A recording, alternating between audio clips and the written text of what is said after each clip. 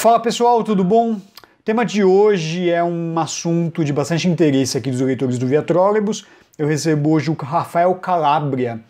Ele é do IDEC, o Instituto Brasileiro de Defesa do Consumidor, e o IDEC publicou recentemente que enviou uma carta, uma nota técnica ao Ministério Público se posicionando contra a renovação com a Metra, a empresa que opera o corredor São Mateus-Jabaquara, e essa renovação ela viabilizaria a construção do BRT-ABC, que foi colocado no lugar da linha 18 bronze do monotrilho do metrô, a gente pode assim dizer, e também nesse episódio a Metra acabou assumindo praticamente toda a área 5 da MTU.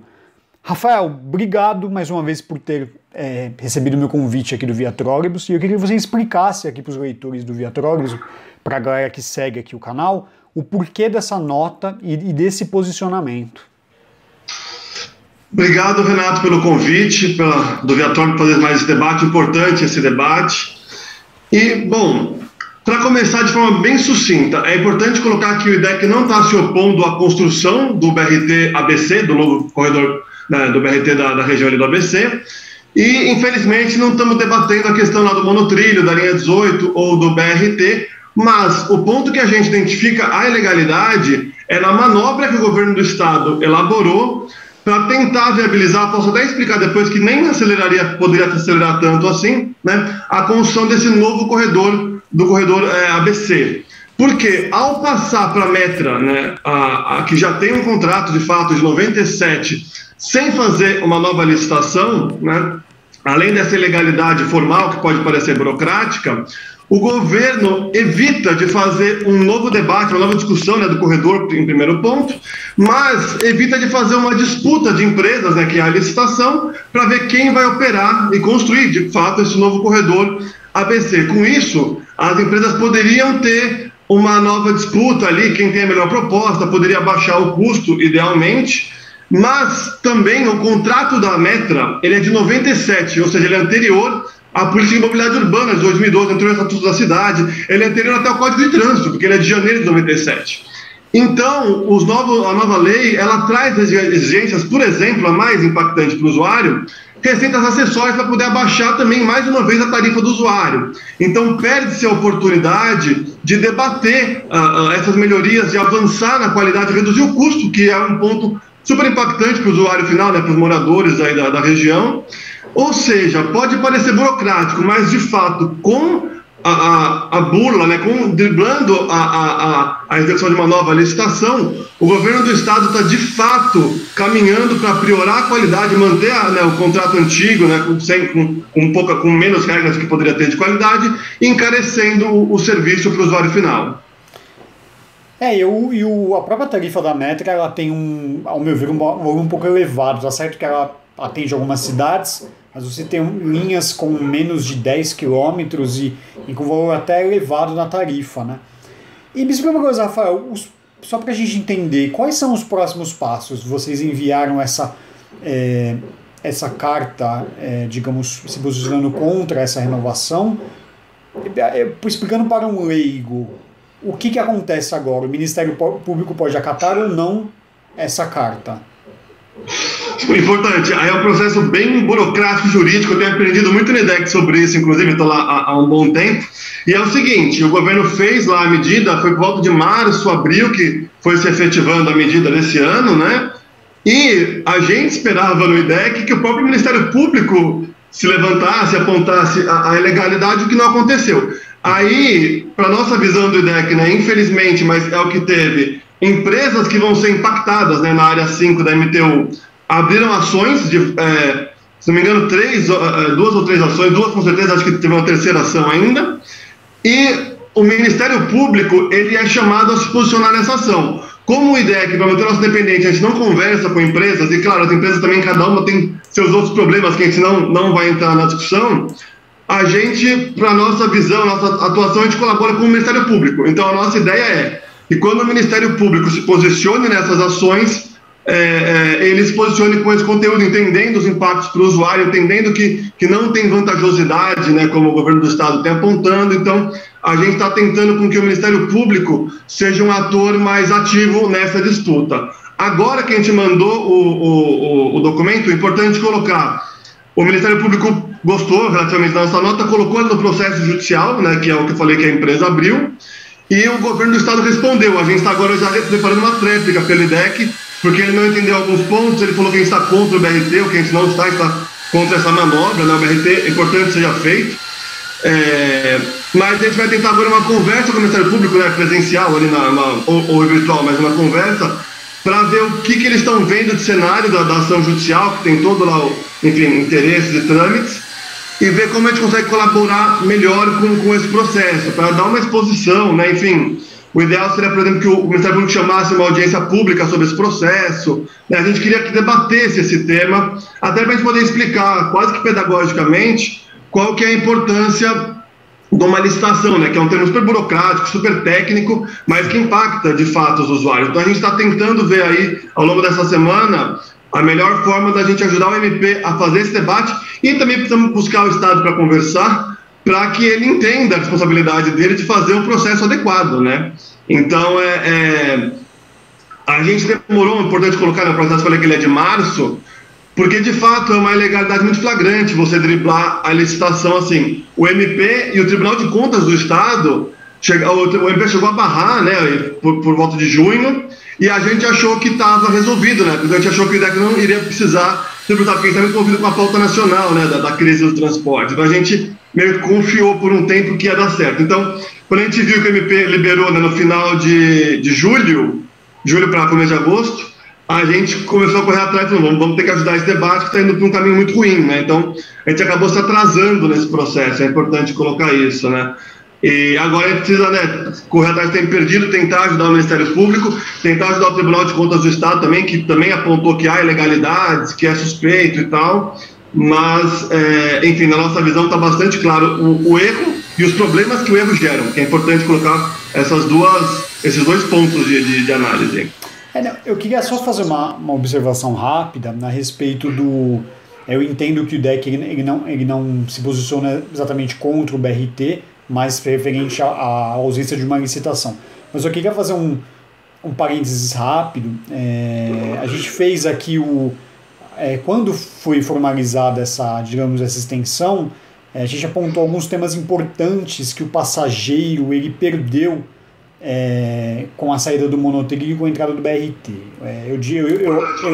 Eu elenco aqui. Primeiro, a tarifa. Se você tivesse a linha 18 bronze do metrô, você teria uma tarifa integrada para o resto da malha metroferroviária, que tem mais de 300 km. Isso é um ponto. A linha expressa do BRT, ela terá, se eu não me falha a memória, 10 minutos a mais do seu deslocamento. Acho que é 29 minutos para 40 minutos. Então, se você fizer isso por viagem, por dia, é o tempo que a pessoa pode perder. Enfim, assim, eu entendo que o IDEC ele não está exatamente se posicionando contra essa questão, mas eu gostaria de frisar isso e deixar documentado nesse vídeo de que o governo do estado, emenda aqui, Rafael, e o governo do estado disse que, mas nós vamos tocar a linha 20 rosa do metrô, né? Eles prometeram uma outra obra de metrô, mas que é um projeto importante, mas muito incipiente. Enfim. Não, é importante apontar isso, Renato. Eu falei não contra o BRT no sentido de não fazer nada, sim, né? Sim, claro que entre monotrilho e BRT a gente é a favor do monotrilho, e aí pode fazer uma diferenciação que é lamentável, mas é realidade. Quando o governo do estado mudou do monotrilho para o BRT, da linha 18 para esse BRT ABC, é claro que é pior, é uma pior capacidade, é um veículo por pneu, vai impermeabilizar uma área, né? Enfim, tem muitos impactos negativos do BRT, que o monotrilho é melhor, mas não é ilegal. Sim, é uma medida ruim, mas não é ilegal. Então, a gente analisou, conversei com o jurídico e tal, e cara, aí ao lado do ruim, a gente está com muitas pautas, a gente não consegue abraçar tudo. Teve uma mudança também polêmica em Salvador do trem, vou fazer um monotrilho, que aí o monotrilho é pior do que o trem no caso, né? Enfim. Sim. Então tem a questão de Cuiabá, que também é lamentável do monotrilho de Cuiabá, mas cara, a gente fica tateando como tentar abordar, não definimos ainda como. Então a gente acompanhou, eu critiquei algumas vezes na imprensa, né, mas por cima, assim. Então, assim, uma questão ruim, a gente não consegue judicializar, ainda mais, né, o MP precisaria entender todos esses impactos, né, ou a justiça, ia ser um processo que ia se desenrolar por anos. Então, assim, no cenário atual, né, e um ponto ruim também, que é muito grave, infelizmente o transporte não vira uma pauta tão latente quanto a educação e a saúde e outros temas, e agora ainda mais na pandemia, né, aí até é difícil comparar, que é uma situação realmente grave, mas enfim, a gente viu que a gente não conseguiria fazer o barulho necessário para gerar esse constrangimento. Então a gente acabou não agindo, enfim, criticamos um pouco e tal, mas agora, essa manobra para viabilizar o BRT, ela é muito legal. Então aí a gente espera que o MP entenda a legalidade, né, e force o governo a pelo menos fazer o processo correto. Mas é importante a gente pensar, enfim, né, os comentários para que venham nesse sentido, como que a gente consegue formar esse caldo, né, fazer esse debate, tentar apontar os erros. E é tão absurdo porque o contrato estava assinado do monotrilho, não era uma promessa de monotrilho, estava com o contrato assinado já. Vai ter que pagar uma multa agora para o consórcio MOVE, se não me engano. Vem ABC. E, enfim, mas aí o consórcio talvez judicialize, inclusive, o processo, né, mas pelas vantagens aí corporativas dele, não pela causa do monotrilho. Mas, cara, é um cenário muito lamentável. E aí, ampliando aqui a crítica, um cenário do governo do estado que vem precarizando, né? A extinção da MTU, mudou o monotrilho para o BRT, não investe o quanto deveria na expansão do metrô, né? As obras se arrastam, né? Tá aí o Casalinha 6 também foi barrado, porque se esperava que o privado iria fazer tudo sozinho, né? Corte de gratuidade, corte de vale transporte, corte de estudantes. Então a gente vem numa onda desse governo do estado aqui de São Paulo muito prejudicial. Enfim, então é um debate que precisa ser muito fortalecido, né? A gente está no IDEC como exemplo na briga pela gratuidade dos idosos juridicamente e na briga contra o Vale Transporte também. Essa agora é a terceira briga, né? Contra o corte do Vale Transporte. Então é isso, Renato, é um cenário muito difícil e aí a gente tem que acabar escolhendo batalhas, né? Mas não tenha dúvida, a mudança de monotrilho para BRT é uma perda para o usuário, uma perda para o meio ambiente, uma perda para a capacidade das cidades do ABC que iam ganhar em eficiência de consumo, de turismo, de lazer, de compras, enfim. É uma perda muito grande urbana, social, econômica e, infelizmente, o governo, né, vem nesses ataques aí. Mas a gente defende o monotrilho, mas a gente não conseguiu ver uma brecha jurídica para tentar escalonar essa briga. Então acabou que, enfim, tivemos uma derrota aí como sociedade, eu diria. Sim, ou então o transporte aqui no ABC, eu sou morador de Santo André, ele é tão deficiente que talvez para as pessoas um BRT, e pelo menos em algum momento ele vai fazer sentido, né? Pelo menos eu olhando por esse outro lado, digamos, da história. E um parênteses para falar, quase esqueci de mencionar, temos também a linha 10, né, do ABC aí da CPTM, sim, muito abandonada, com estações muito precárias, né, não tem a frequência necessária, ou seja, a CPTM também vem sendo precarizada pelo governo do estado, né, então são equipamentos que já existem, que poderiam ser dinamizados, né, poderiam ser impulsionados com menos recurso até, mas, enfim, nessa onda de retrocessos, pelo menos não vão desfazer a linha 10, que só faltava, né? Mas enfim, precisa investir muito mais na linha 10. E o que você falou também, um ponto que a gente tem debatido no IDEC, e aí talvez consiga ser mais propositivo no futuro, que é essa gestão metropolitana. O que a MTU faz é essencial, né? É importante, mas a gente precisa avançar numa gestão completa metropolitana, uma unificação dos sistemas. É muito ruim a gente ter um sistema em Santo André, um sistema em São Bernardo, um sistema em Diadema, um sistema em Mauá, um sistema em São Paulo, e aí um sistema metropolitano, enfim, quer fazer um deslocamento entre as cidades para 3 tarifas, com 3 bilhetes que não se integram, né? Isso é um cenário horroroso, né?